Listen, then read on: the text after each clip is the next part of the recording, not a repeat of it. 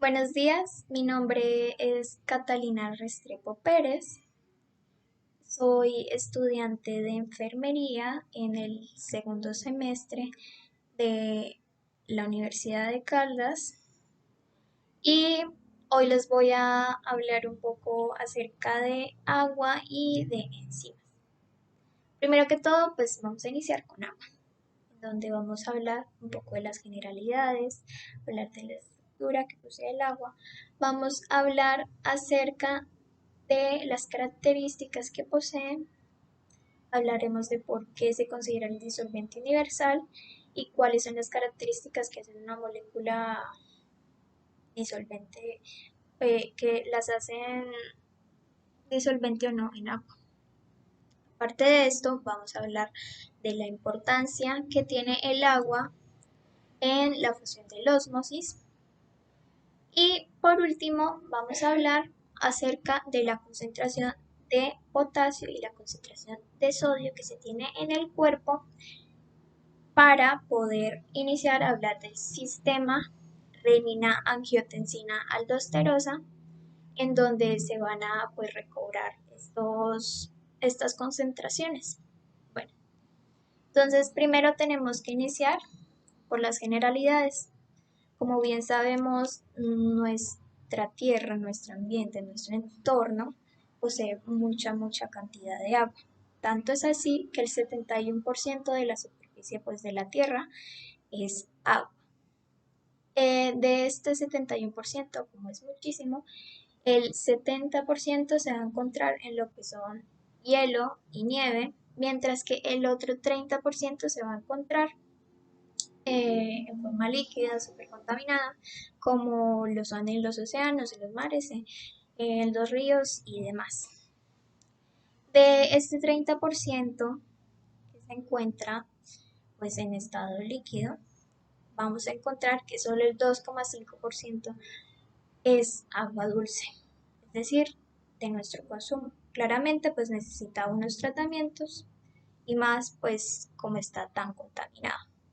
Precisamente como está tan contaminado, muchas personas, sobre todo las de escasos recursos, van a adquirir muchísimas enfermedades derivadas de la contaminación del agua, porque no tienen suficientes recursos para poder darle un tratamiento adecuado al agua. Bueno, a nivel del cuerpo, el agua es muy importante porque nosotros, el 60% del peso corporal que tenemos es debido al agua. De este 60%, el 40% se encuentra en el intercelular, el 15% en el intersticial y el 5% en el restante, en el plasma celular, en el plasma sanguíneo.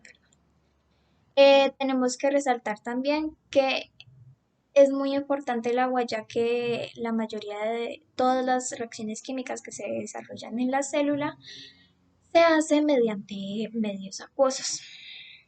Bueno, entonces, ya hablamos un poquito de las generalidades, ahora vamos a hablar un poco de la estructura. Vamos a iniciar con que la molécula de agua tiene oxígeno. De ese oxígeno se van a adherir dos moléculas más pequeñas, que son los hidrógenos.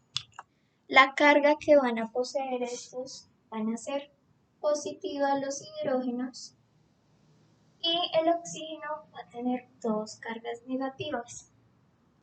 Entonces, ¿cómo se adhieren, cómo se pegan estas dos moléculas, el oxígeno y el hidrógeno? Se van a pegar mediante este enlace, el cual es un enlace muy fuerte, que se llama enlace covalente.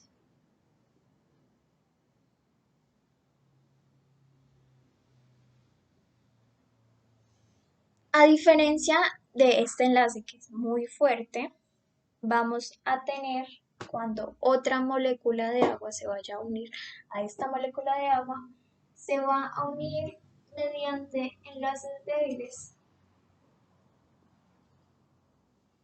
que van a ser puentes de hidrógeno.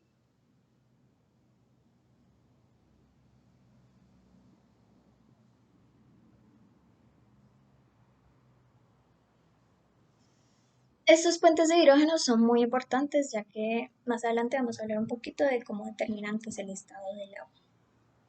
Pero estos puentes de hidrógeno, pero la unión que se va a ser de el oxígeno con un hidrógeno. Y como sabemos que hay 4 cargas, entonces se van a poder, por cada molécula de agua,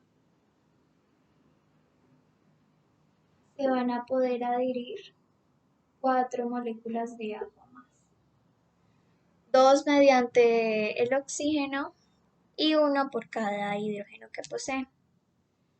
Bueno, entonces hablemos un poquito de estos puentes de hidrógeno que son tan importantes. Primero que todo, los puentes de hidrógeno determinarán el estado en que se va a encontrar el agua, ya sea estado sólido, líquido o gaseoso.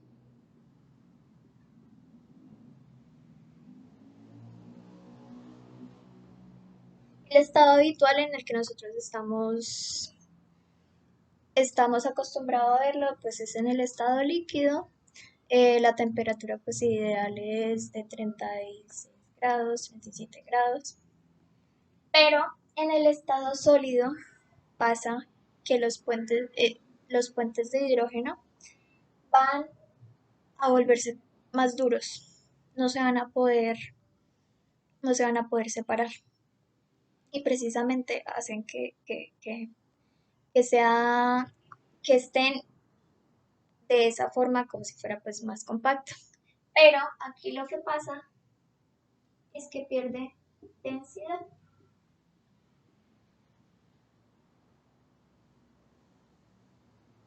Entonces, ahí es cuando vemos que el hielo flota al respecto del agua. O sea, el hielo se va a mantener arriba del agua.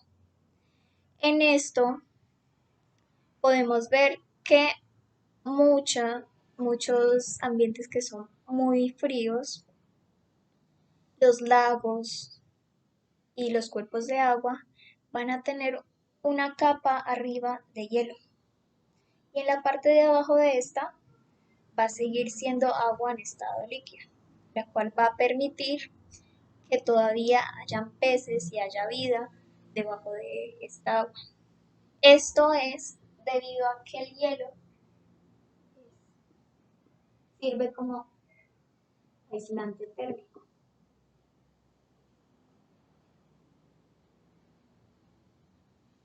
Aislante térmico. Tenemos que recordar que pues el agua se va cristalizando más o menos de 4 grados para abajo, pero en el grado cero pues ya se va a volver sólido. En el caso del gaseoso, los puentes de hidrógeno lo que van a hacer por las altas temperaturas es que se van a separar. Entonces van a quedar las moléculas de agua libre y pues se van a evaporar.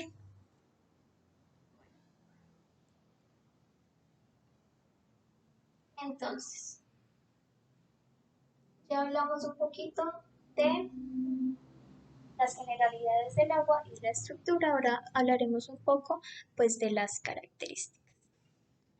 Primero tenemos que iniciar que el calor específico del agua es muy alto. Entonces esta tiene la característica de que va a absorber mucha energía calórica. Aparte de esto, va a tener un alto nivel de evaporación, es decir, necesitará mucha temperatura para poder ebullir. Y esto es muy importante, sobre todo pues en nosotros, porque hace que nosotros no nos deshidratemos tan fácilmente. Es decir, si la temperatura de ebullición fuera más baja, nosotros nos podríamos deshidratar con mayor facilidad. Entonces, pues hay que agradecerle de que pues, tenga alto nivel de evaporación.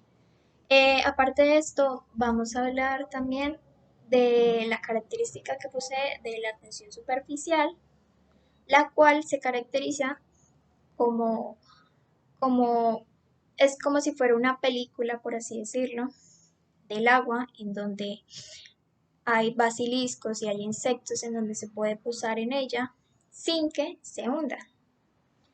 Esta característica es debido a que con los puentes de hidrógeno se va a formar una red, una red en la que va a dar pues esta característica. La tensión superficial tiene que ver también con la capilaridad que posee el agua. Es decir, cuando tú ingresas, digamos, un tubo al agua, vas a ver que el agua no se va a mantener recta, sino que va a medio adherirse a las paredes, más o menos como en una forma de U, y esto se debe tanto por la tensión superficial, de que pues se forma la red y pues las moléculas de agua van a tratar de unirse entre sí, y también porque va a tratar de crear puentes de hidrógeno con las moléculas inorgánicas que posee pues, el tubo. Aparte de esto, también tenemos que hablar de la constante dieléctrica, la cual va a hacer que el agua sea el disolvente universal, como nosotros decimos, ya que el agua se va a caracterizar de que puede separar muchísimas moléculas. Em, de esto también nos hace falta la viscosidad, la cual el agua no es muy viscosa, ya que tiene la gran capacidad de, pues, de fluir y también de cambiar de acuerdo pues de adaptarse pues a las formas en donde se coloque. Bueno, esas son, bueno, y la densidad que ya hablamos un poco de que pues el hielo, la densidad hace que se mantenga a flote a comparación del agua, porque el agua pues es más densa, en forma líquida es más densa que en forma sólida. Bueno, ya hablamos de las generalidades, ya hablamos de la estructura, ya hablamos de las características. Entonces, ahora vamos a hablar un poco acerca de por qué se le denomina el disolvente universal.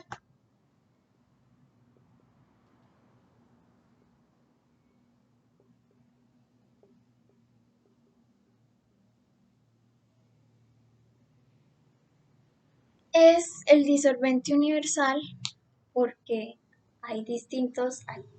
bueno, en realidad hay tres tipos de moléculas, por así decirlo, en las que pueden ser hidrofílicos,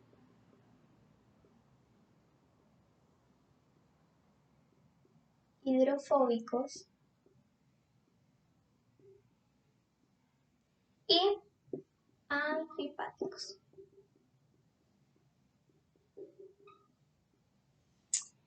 Estos distintos tipos nos van a hablar de que los hidrofílicos van a ser moléculas, van a ser iones o van a ser moléculas polares, las cuales van a tener una preferencia por el agua.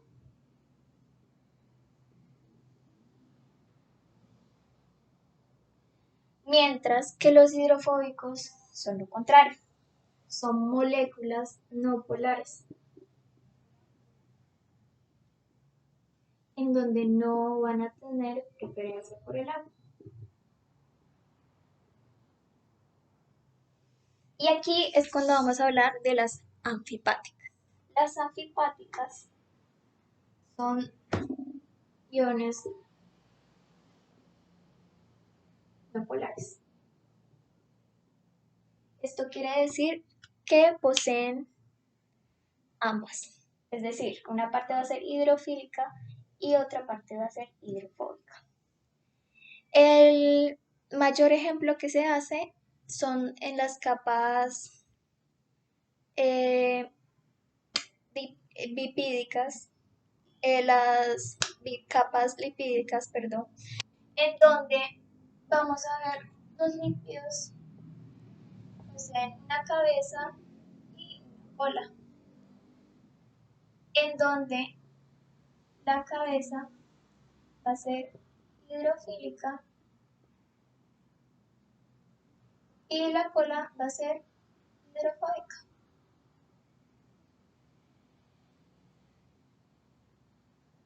Bueno, esta se va a ver mediante el modelo de mosaico fluido, donde básicamente la organización es de este modo.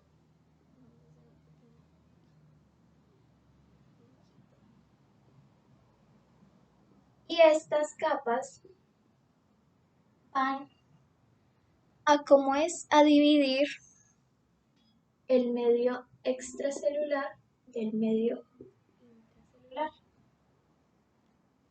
en donde esta parte de acá va a ser hidrofóbica y las cabezas van a ser hidrofílicas.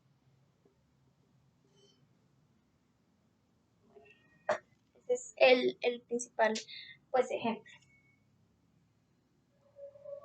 Entonces, reclamamos acerca de cuáles son las hidrofóbicas, las hidrofílicas y, y las anfipáticas.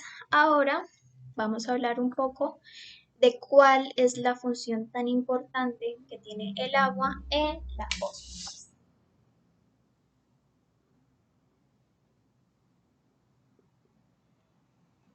El papel que se tiene es muy importante. ¿Por qué?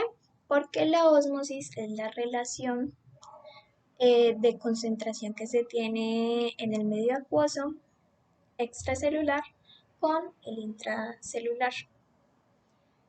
Entonces van a haber tres tipos. Va a haber la solución isotónica,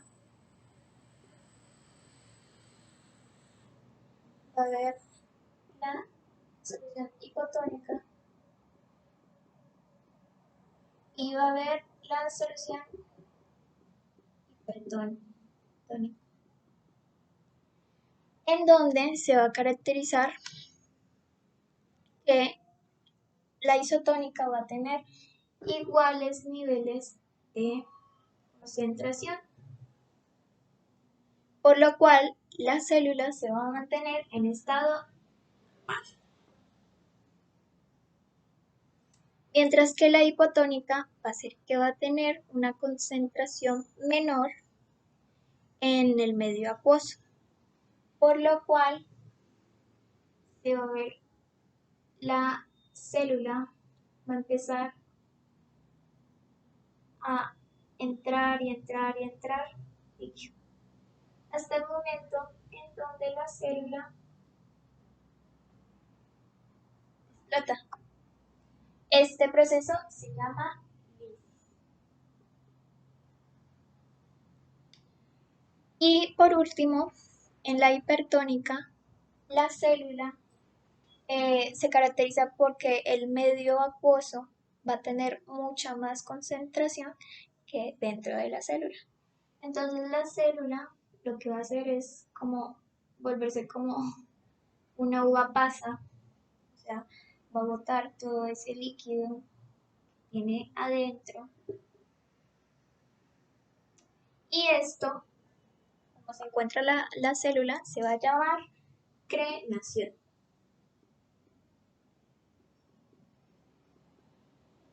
Entonces, por eso es tan fundamental el agua en la ósmosis, porque todo esto se hace mediante medios acuosos. Entonces, si no hubiera estos medios acuosos, no se pudiera hacer. Bueno, entonces hablemos un poco de las concentraciones de sodio y las concentraciones de potasio. Las concentraciones de sodio y de potasio. En el medio intracelular y en el medio extracelular.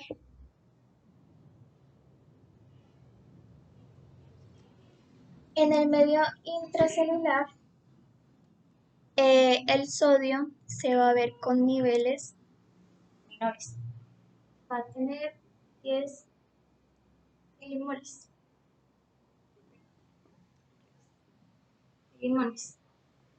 Mientras que en el extracelular se va a encontrar 150 milimoles. En el caso del potasio, vamos a encontrar que el potasio, al contrario del sodio, se encuentra con mayor cantidad en el medio intracelular. Y en el extracelular va a tener muchísimo menos, que va a ser 4 milimoles. Bueno, de acuerdo a esto, sabemos que tenemos que mantener esta concentración pues, en nuestro cuerpo. Entonces, ¿qué pasa cuando esta concentración se ve afectada, ya sea por una hemorragia, por una quemadura muy grande o alguna herida de esa forma? Bueno, entonces ahí se va a hacer el sistema RAA, la cual se llama renina, angiotensina,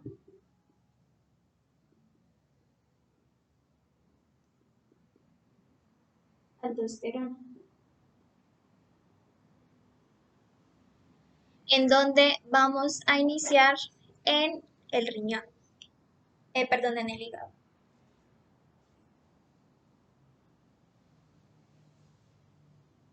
Vamos a iniciar con la secreción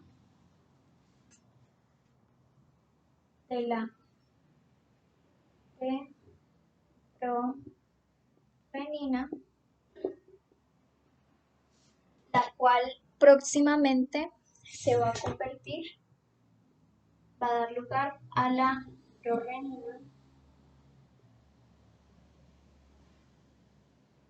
la cual va a ser a la vez la renina. Pero aquí hay algo muy particular y es que esta renina va a lograrse renina es gracias a la kallikreina. Aquí la renina va a ir al hígado en va a estimular, donde va a estimular para que se cree angiotensina,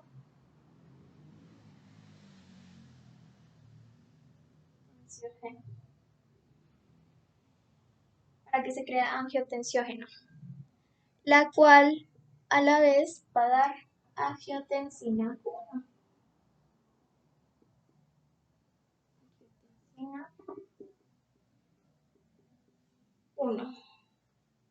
Esto va a ser con ayuda de la enzima convertidora angiotensina. Y la angiotensina 1 va a dar lugar a la angiotensina 2.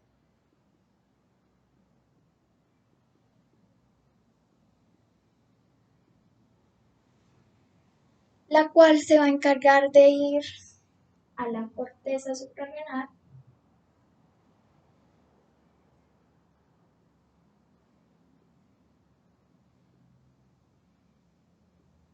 a estimularla para que secrete mucho más aldosterona.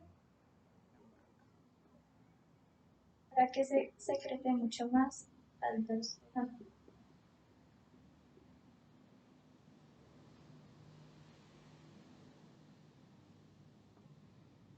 Entonces, todo este sistema va a ser para que se pueda tener una buena, para regular la tensión sanguínea, la presión sanguínea y también para que se puedan regular nuevamente los niveles de sodio y de potasio. Y pues se disminuya pues la filtración glomerular y, y la filtración glomerular y se haga una reabsorción de sodio y de potasio. Aquí ya terminamos agua, pero vamos a iniciar a hablar un poco de las enzimas. Digamos, esta es una enzima, la enzima convertidora de angiotensina, pero ya vamos a hablar en general de las enzimas. Primero vamos a iniciar hablando pues de las generalidades, vamos a hablar de las clases de los grupos que se encuentran las distintas enzimas. Aparte de esto, eh, los dos tipos de reacciones que se dan, en donde vamos pues a graficar cómo es la diferencia entre una reacción biológica con enzima y una reacción biológica sin enzima. Aparte de esto, vamos a hablar también de dos modelos distintos en donde ya vamos a hablar del comportamiento en sí de la enzima, pues con el sustrato y demás, en el que el segundo modelo pues va a complementar el primer modelo y aparte de esto vamos a mencionar que son coenzimas, que son muy importantes, igual que las isoenzimas. Y por último, vamos a hablar de qué son los inhibidores. Esos inhibidores pues son muy importantes porque hay muchos fármacos al respecto de ellos. Bueno, primero que todo, pues las generales. De las enzimas, pues resalta que la primera vez que pues hubo una descripción de ellas fue en el siglo XVIII por Pasteur, pero resalta mucho que en el siglo XX fue cuando ya se hizo la purificación y la caracterización de miles de enzimas.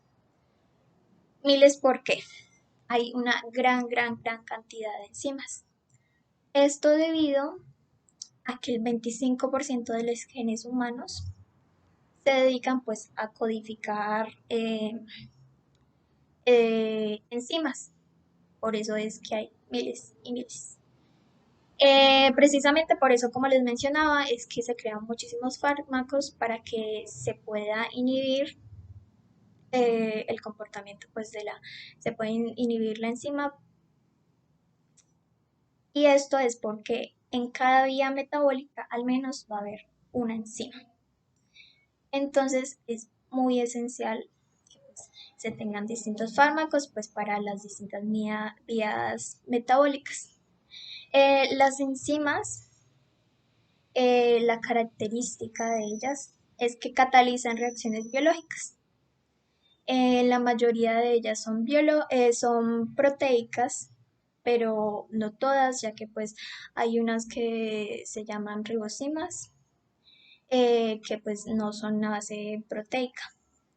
Aparte de esto, tenemos que resaltar que pues las enzimas funcionan en medios acuosos, por eso venimos de agua. Las enzimas funcionan en medios acuosos más a temperatura de 37 grados con un pH determinado de acuerdo al organismo en el que se encuentre. Esto no hay un pH estándar, por así decirlo, porque hay unos organismos que son más ácidos y otros organismos que son más básicos. Digamos, la sangre es un poco básica, tiene unos márgenes muy pequeños, mientras que digamos en el estómago son muy ácidas, en el hueso son muy básicas. Bueno, entonces esas son las generalidades pues, de la enzima. Entonces ahora vamos a hablar de las clases. Hay 6 clases. Entonces, la oxidorreductasa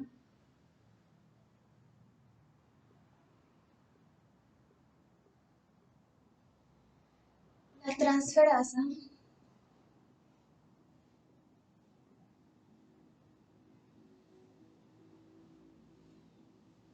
la hidrolasa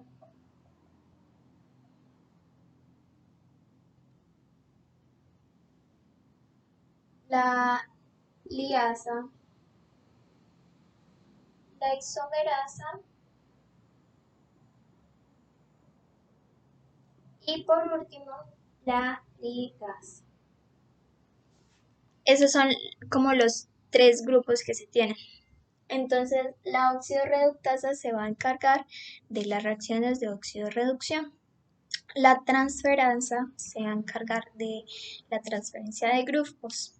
La hidrolasa se va a encargar de las reacciones de hidrólisis. La liasa se va a encargar de la eliminación o adición de grupos, mientras que la isomerasa se va a encargar de hacer también transferencia, pero van a ser transferencias intramoleculares. Y por último, la ligasa se va a encargar de ligar, que ligan sustratos y también hidrolizan el ATP. Entonces esos son como los 6 grupos y pues las funciones que cumplen de acuerdo pues a las funciones que hacen. Entonces, también aquí tenemos que hablar sobre qué es una coenzima. Las coenzimas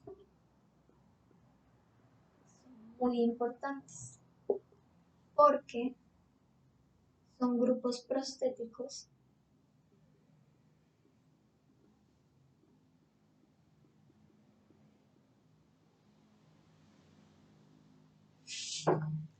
que son a base de iones metálicos, ya sea como el zinc, el magnesio, demás, o puede ser a base de vitaminas. Y pues son muy importantes porque lo que hacen es pegarse a la enzima para que la enzima pueda tener como un buen potencial de trabajo, que tenga un trabajo ideal. De esto vamos a hablar también un poquito, pues las definiciones de qué es una apoenzima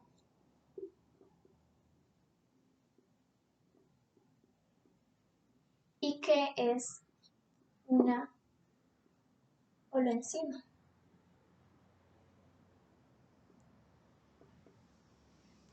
La apoenzima es la enzima que no está activa.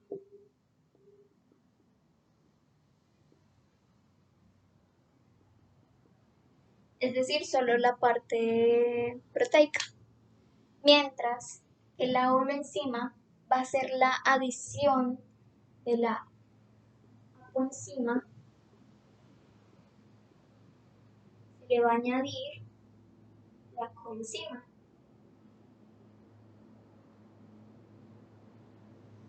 Esto pues para que ella pueda tener la actividad y pueda trabajar óptimamente. Tenemos que recordar que pues las enzimas son tan importantes que puede hacer que la rapidez, la velocidad que pues tengan sea hasta 1000 veces más que pues sin ella. Entonces es una gran diferencia. Eh, entonces, hablemos un poquito de las reacciones que se tienen. Vamos a tener dos reacciones de orden cero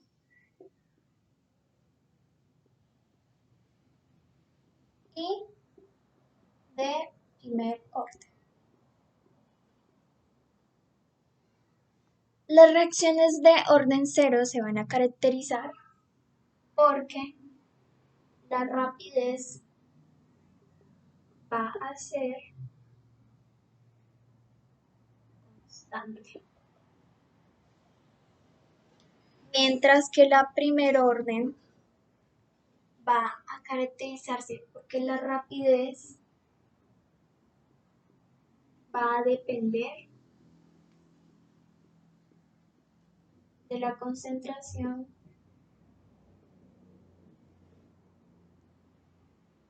del sustrato.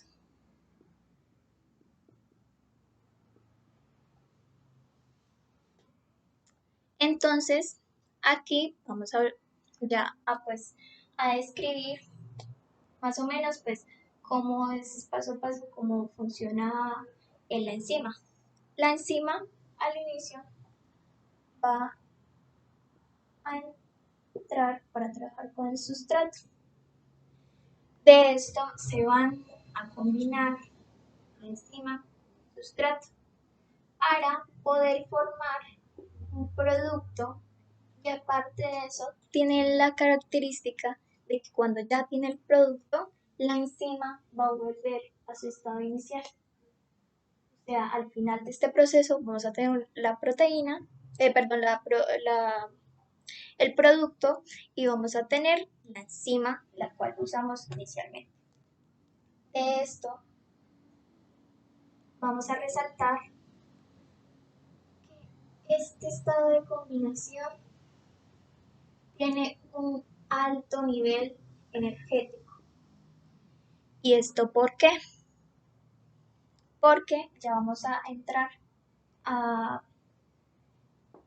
término que necesita una gran energía de activación.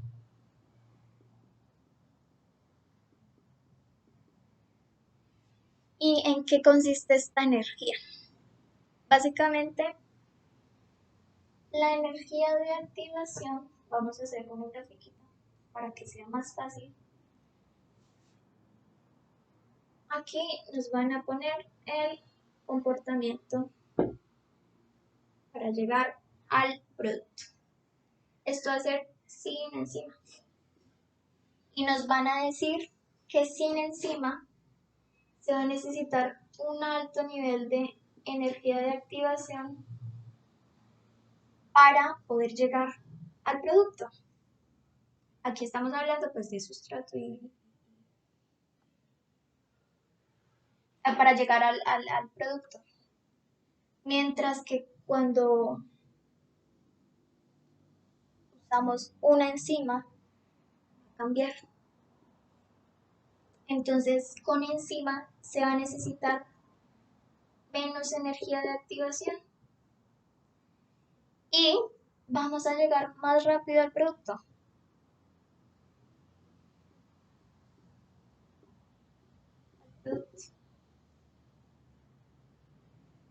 Entonces eso es lo que hace que las enzimas sean tan importantes, que van a necesitar menos energía de activación y van a llegar más rápido. Aquí ya sabemos cómo es la diferencia entre una reacción biológica con enzima y sin enzima. Entonces, con enzima se va a necesitar menos energía de activación para llegar mucho más rápido al producto, mientras que sin enzima la energía de activación tiene que ser mucho más alta para llegar al producto, pero más lento. Entonces, ahora hablemos de cómo es el comportamiento de la enzima. Aquí ya vamos a hablar de dos modelos.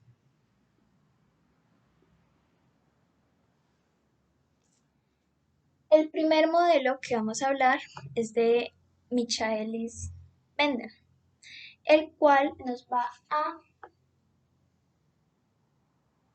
dar una gráfica en donde nos va a estar hablando de sustrato, la concentración de sustrato y la velocidad que se tiene.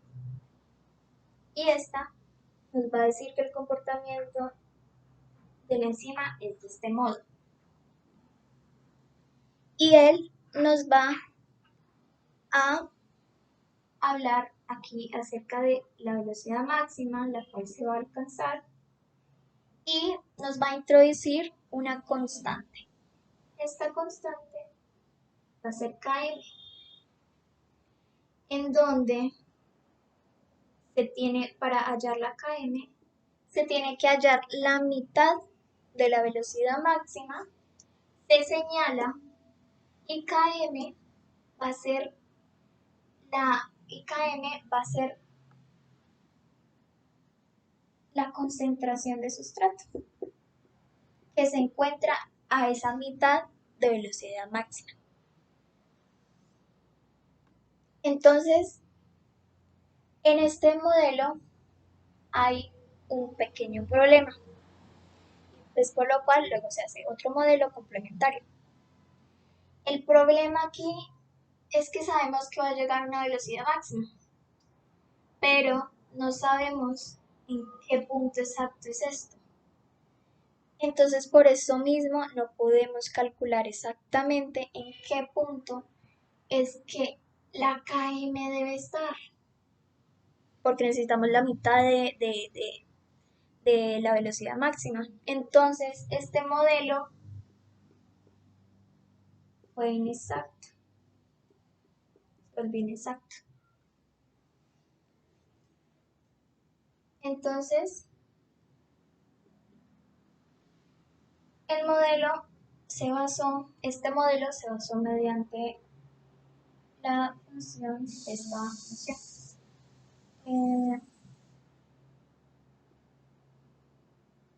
La velocidad máxima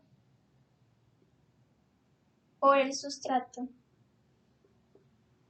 sobre la constante más el sustrato. En eso se basó esta tabla.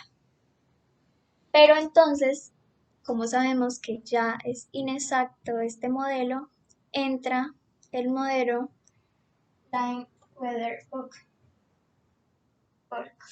el cual va a seguir con la constante Km, pero lo que va a hacer es una que va a ser doble recíproca.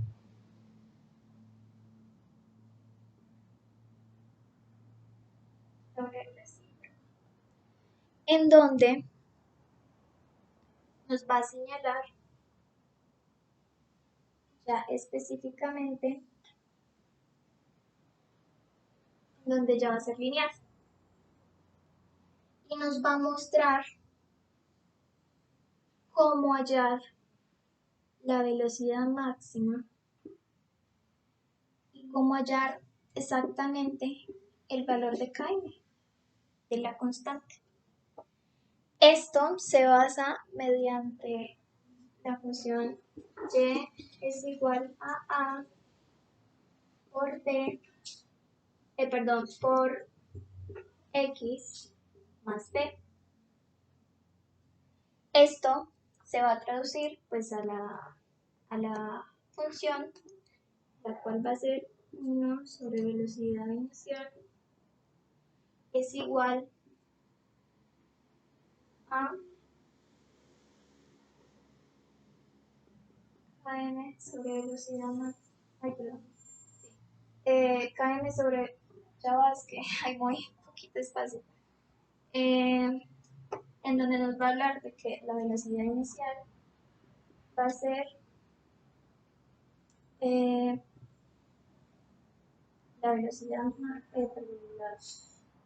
la constante sobre la velocidad máxima o sea, esto sería A, por 1 sobre el sustrato que tenemos, más 1 sobre velocidad. Entonces, esta es la función ¿cómo es? Que pues usan acá en el modelo Lime-Weather-Buck, la cual nos explica pues la tabla que pues ahorita dibujé. Y entonces, ahí ya sabemos cómo es el funcionamiento de la enzima.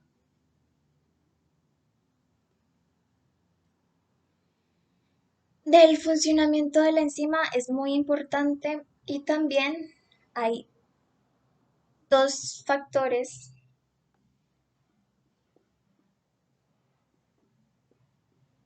muy importantes que afectan el rendimiento de la enzima. Este factor va a ser el pH y la temperatura. Bueno, primero que todo tenemos que tener en cuenta que el pH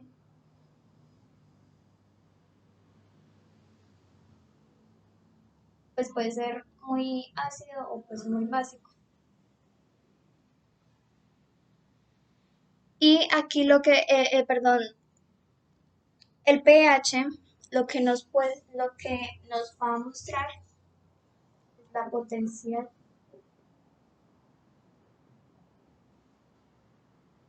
nos va a mostrar es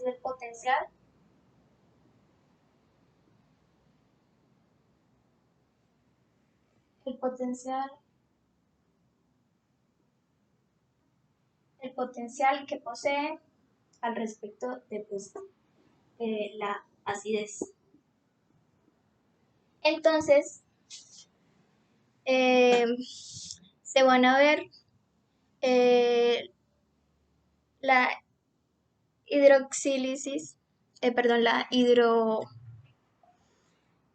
hidroxila, bueno, el caso es de que nos va a mostrar pues el potencial de acuerdo a la acidez. La acidez tenemos que tener en cuenta que la carga de la acidez es positiva y la carga alcalina o básica va a ser negativa. Entonces nos va a crear una escala de 1 a 14 en donde nos va a mostrar qué tan ácido o qué tan básico es un componente, en donde 7 es neutro,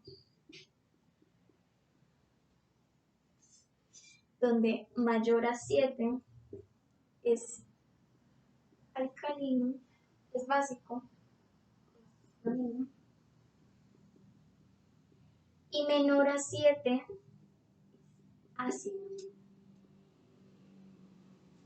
Entonces en esto tenemos que tener en cuenta que el pH pues se sabe que pues es dependiendo en el órgano que se encuentre, va a tener distintos niveles de pH, ya sea ácido, básico o neutro. Y dependiendo de la enzima, pues va a funcionar ahí. Pero en el caso de que el pH sea muy ácido para la enzima lo que va a hacer es,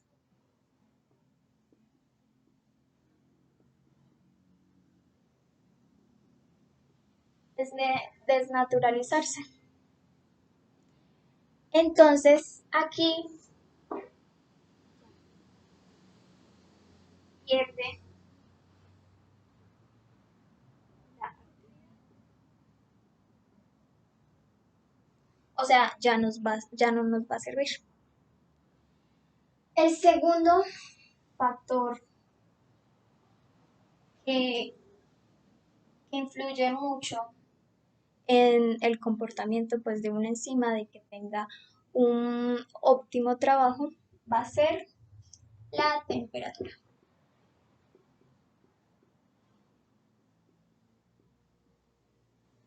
En la temperatura nos van a hablar acerca de que cuando sube demasiado la temperatura, la enzima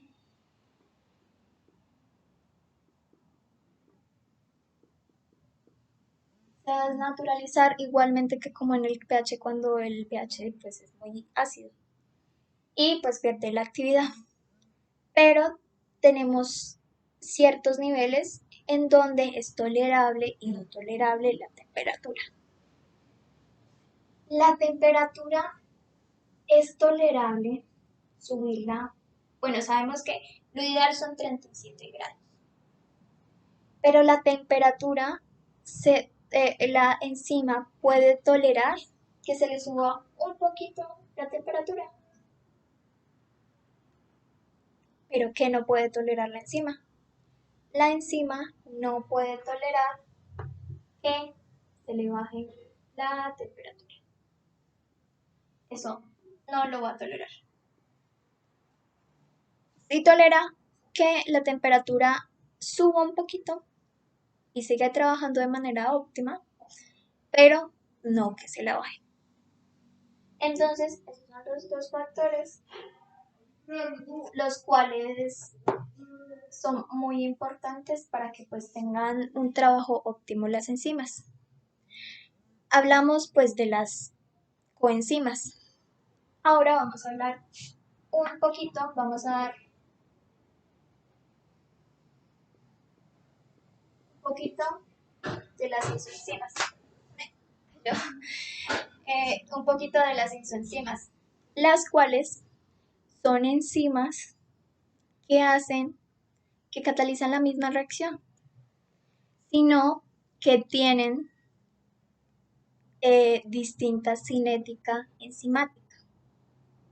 Es decir, es la misma enzima, pero por decirlo así, son distintas presentaciones. En este caso, vamos a hablar de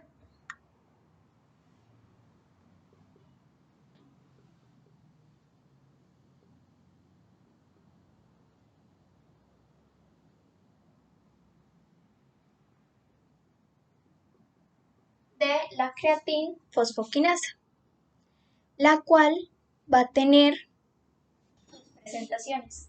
Va a tener la presentación M y va a tener la presentación P. La presentación M se va a caracterizar porque van a encontrarla en el músculo estriado esquelético. Mientras que la B se va a encontrar es en el cerebro. De esta podemos ver que tienen combinaciones, pero la combinación más común que se va a ver es la combinación MD. Esta combinación se va a ver es en el miocardio, es decir, en el corazón.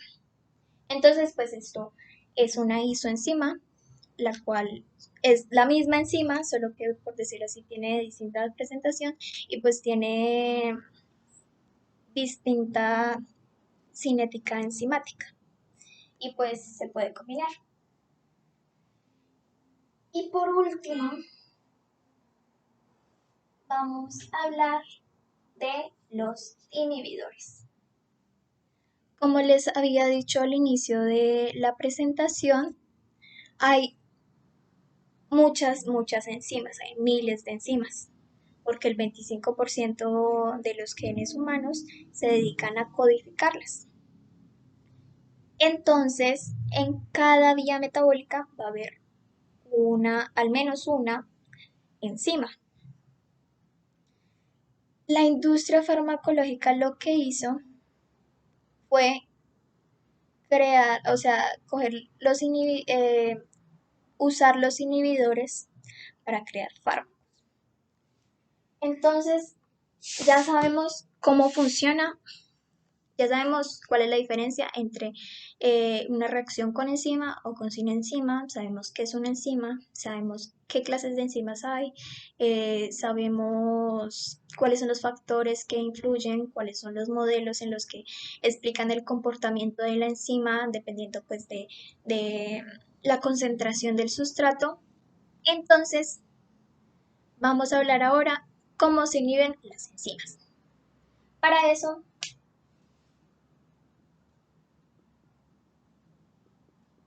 vamos a hablar de los inhibidores.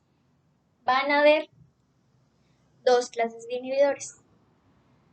Va a haber los reversibles y va a haber los reversibles.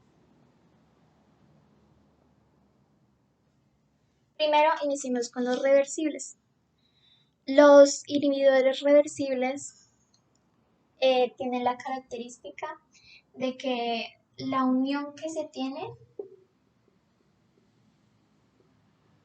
no es fuerte. Es decir, no son enlaces covalentes. Por eso es de que, o sea, se puede usar y se puede volver a como estaba antes la enzima, es decir, es reversible, como el nombre lo indica. De estos hay dos tipos. Están los competitivos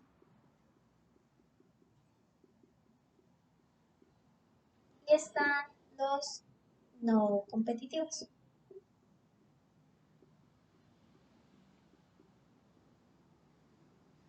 En los competitivos van a estar compitiendo, como su nombre lo indica, es por llenar los sitios activos, o sea, solo los sitios activos.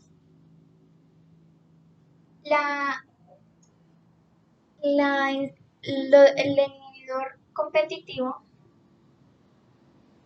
se va a graficar de este modo. Sabemos que pues estos son doble recíproca.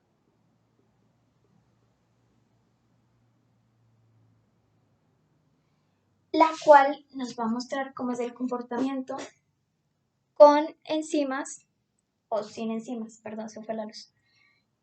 El primero va a ser sin enzimas, mientras que el segundo va a ser con enzima. Y en la gráfica vamos a ver que aquí la velocidad máxima va a ser igual, tanto con enzima o sin enzima. Mientras que el Km no va a ser igual. Con enzima, o sea, en competitivo, la enzima va a hacer que el Km aumente, mientras que la velocidad máxima se encuentra igual.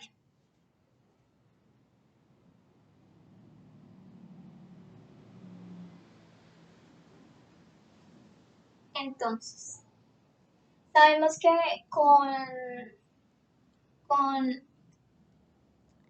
los inhibidores, los competitivos van a competir por los sitios activos.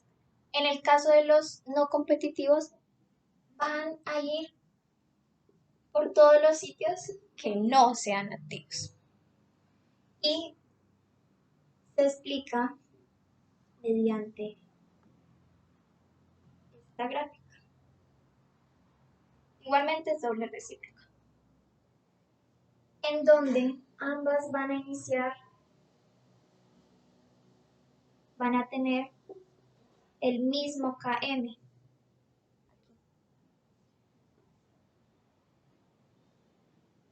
La de arriba va a ser la con enzima y la de abajo va a ser sin enzima. Entonces la Km va a seguir siendo igual, mientras que la velocidad máxima no va a seguir siendo igual.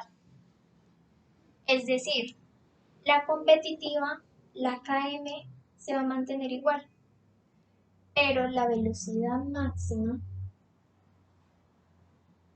va a disminuir. Porque recordemos, o sea, está más arriba, pero recordemos que es doble recíproco, entonces como está más arriba, entonces la velocidad máxima va a disminuir.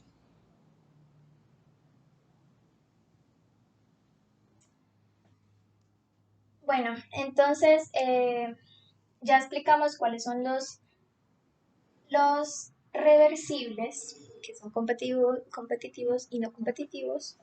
Entonces ahora hablemos de los irreversibles. Los irreversibles tienen enlaces muy fuertes. Es decir, tienen enlaces covalentes. Por eso es que no se va a poder volver atrás, porque es muy fuerte este enlace, entonces se va a mantener así. En los irreversibles se pueden unir a los centros activos o se pueden unir a cualquier otro sitio que no sean los centros activos.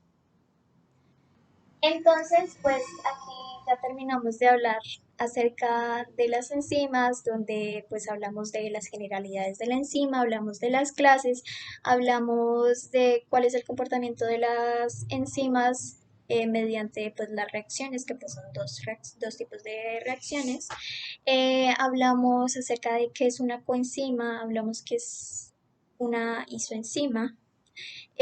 Hablamos acerca de dos modelos, la de Michaelis-Menten y donde pues habla de KM y la complementación pues este modelo que es de Line-Weather-Burk, la cual lo complementa y la constante KM, pero ya nos hace una gráfica lineal